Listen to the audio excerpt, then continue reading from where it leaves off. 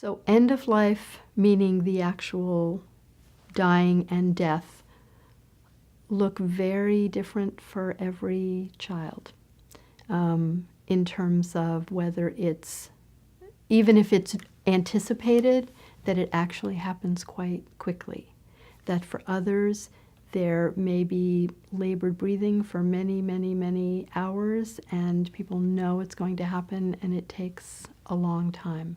That sometimes children are awake until they die, and sometimes they're not. And some of this depends on the nature of the illness and the nature of pain medication and a host of things.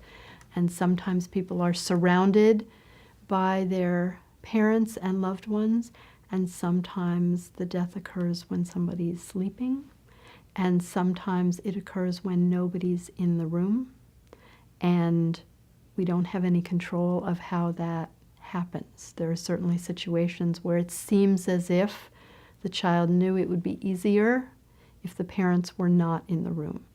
But how that actually happens is hard to know. There are just many stories of sort of when the death occurs, it occurred in a certain way for a certain reason, and that's how people make meaning of it.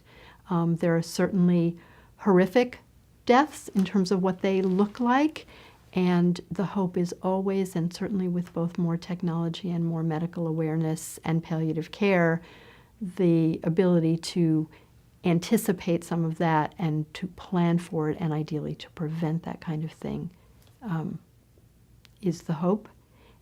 Doesn't always occur that way, but there are certainly situations where, in general, families have some information about what it might look like.